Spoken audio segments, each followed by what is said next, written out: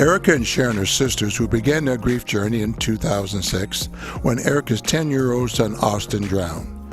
Together, they participated in a grief education program, were so moved by this experience, they studied and became specialists so they could help the brokenhearted find recovery.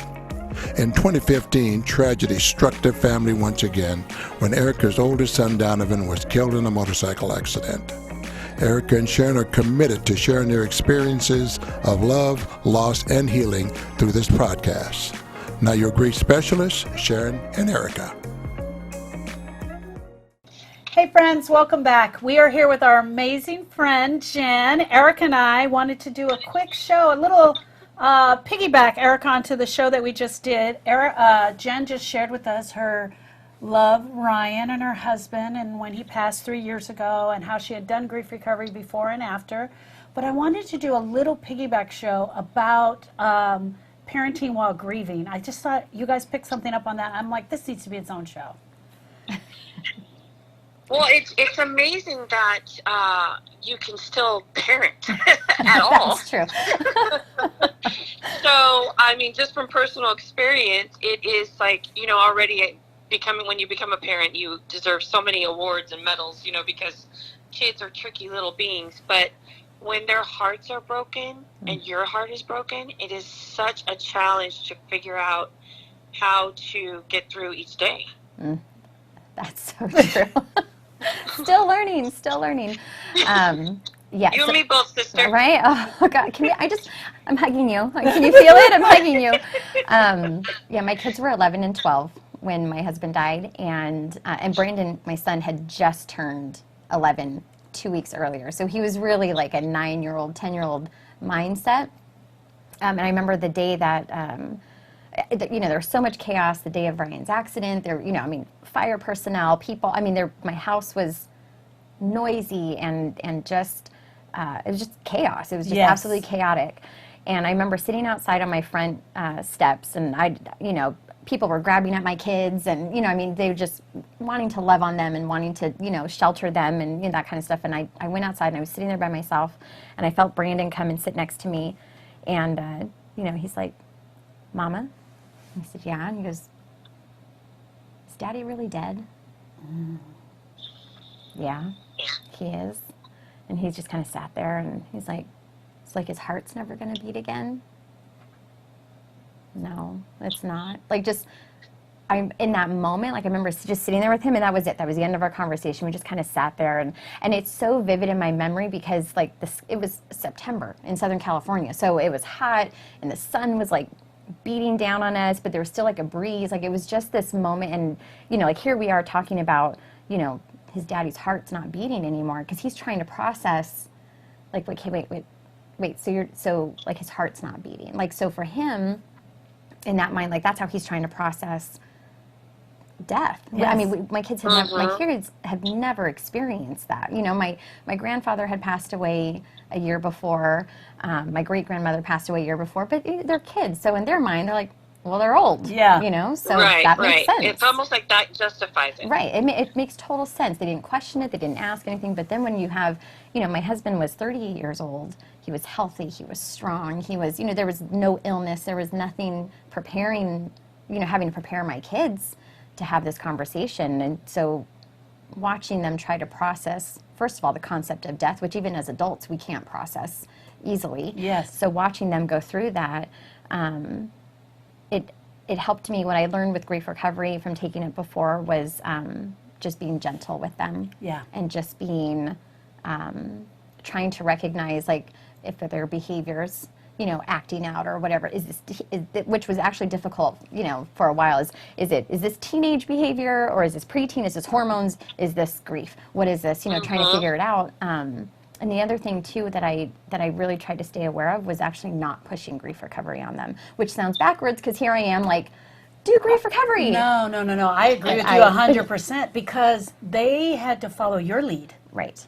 You had to walk the path, and they were going to do whatever they saw you do. Yes. Because now when I look back on my story, Eric and I often share, I had an aunt die when I was 16, and my parents did bless their hearts, they didn't come home for 3 days. They stayed at the house. They never came home and said she had died. They told us over the phone. Erica was just a little girl, and I was really missing my aunt, but it was just such a different experience. So no, they have to watch you and follow. You have to guide them and lead them. You're their guide. Mm-hmm. Yeah. Yeah. No, it was definitely just the irony of do grief recovery. Yeah, Everyone yeah, do yeah. it, and I was like, I am not like I'm going to hold back on my kids because number one, I didn't think that they were ready. Mature enough. Yeah, they weren't ready. Yeah. And exactly, I wanted to be more of the example of like the crying on the couch or the, you know what I mean? I still, Ryan's closet is still, you know, like I'm going through it and stuff, and even now, but you know, every once in a while, like especially the first few months, I would catch my son like going through his bathroom drawers and stuff. So it was paying attention, like, okay, they're not ready for that yet. Like I'm not going to go through and clean the bathroom drawers because they still go in and look. And so it helped me to stay aware of where they were. And then also with conversations, like if I could tell they were off a little bit, I would just pick up and be like, okay, you know what? I'm really missing Daddy today. Yeah. And they would just, yeah, you know what, Mom? And it would open up conversation because if I'm so strong, then they think they have to be strong. And if I don't talk about Daddy, then they can't talk about Daddy. And so things like that would just come up, or I would just say things like, oh, I heard this on the radio today, or oh my gosh, this was Dad's favorite song, or, you know, just things like that to make it comfortable to talk about. That was grief recovery. Yeah, I was just thinking, that's grief recovery 101 right there. You Put me on the payroll. You did No, that is awesome. You did great creating a safe space for them to share what they were feeling in those moments, and to, you know, probably give them some stories that maybe they didn't know, and kind of, you know, make their heart smile a little bit, you know. But some days it was tough, huh? That's an understatement. It still is. Tough because you know there's moments where they don't want to talk about it. Like I may try and like pry a little bit, like I miss Daddy today, and they're like, that's nice. Like, you know what I mean? Like they just were like, I'm not, like they caught on to me. Like they caught on to what I was trying to do. So they did. My daughter especially had like pulled back for a little bit there because nobody wants to talk about it. It's uncomfortable and it hurts. But I did take advantage of them one day because it was raining outside and they didn't want to go to school, and so I said, okay. We didn't have, this was just this year. This was just maybe, what are we in November? So maybe 8 months ago, somewhere around there.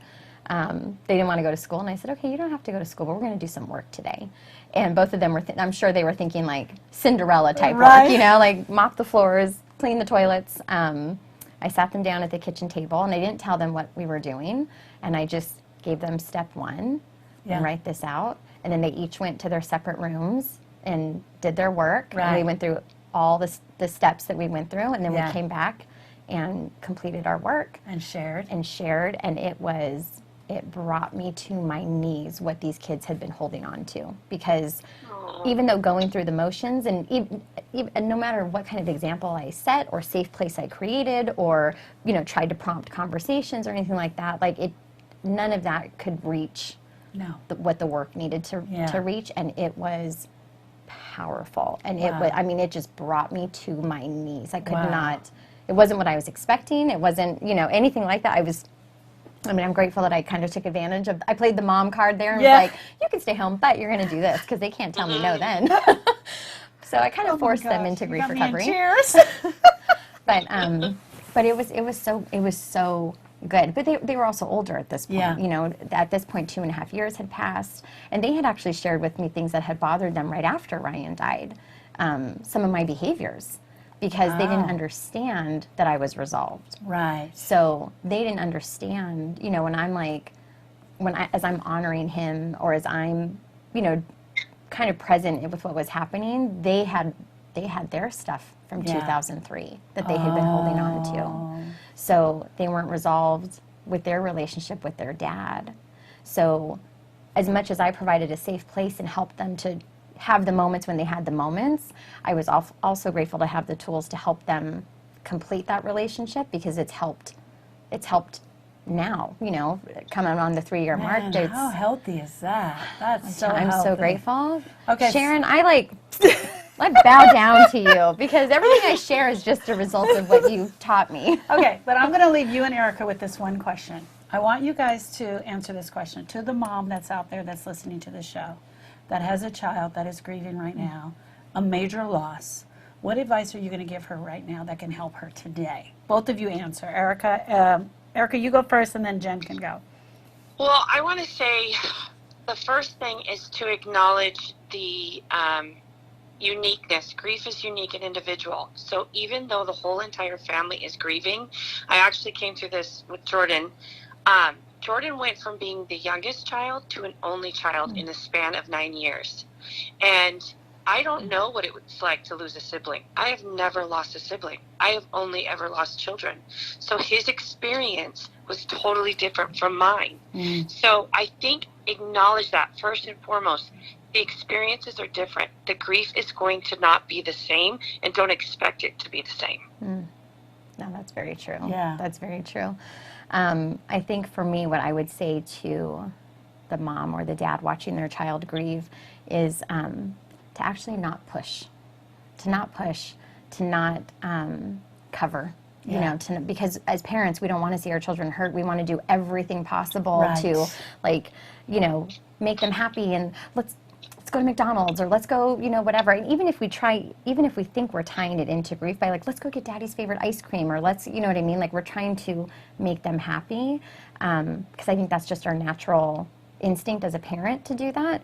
And it's actually really hard to just sit with them and let them be grouchy, or let them be mad, or let them, you know, say things that you know are absurd, but just being there with them and letting them know it's okay. Yeah. Because they don't understand. They don't understand, Yeah. you know, what's happening and why they're feeling this way or what's going on. So if we can just be that support, for me anyways, like it was helpful for me to just kind of sit there and, you know, like, it's not my fault, but all right, I'll take it, you know. But it's I because- still love you. I still love you. But I think because I made a lot of mistakes with the prying. Well, what's going on? Well, what's wrong? I can tell something's wrong. Mom, nothing's wrong. Something's wrong. Obviously something's wrong, you know. And because that's I'm a mom, and that's what I do. So having to hold back and not push and not pry and not try to cover and make nice and make happy, which is really difficult to do, but so necessary for the child. Yeah. Thank you so much for sharing. Thank you both for sharing. Also, give us your blog again. It's faithandfire.net. Faithandfire.net. It's a beautiful blog. So anyone out there that's suffering from a broken heart, you can find Jen's blog. It's beautiful. It's her journey through grief and loss. And also she shares a lot about her children in there. You'll be able to find that. I want to say thank you to everyone who's listened. We love you. We are here for you.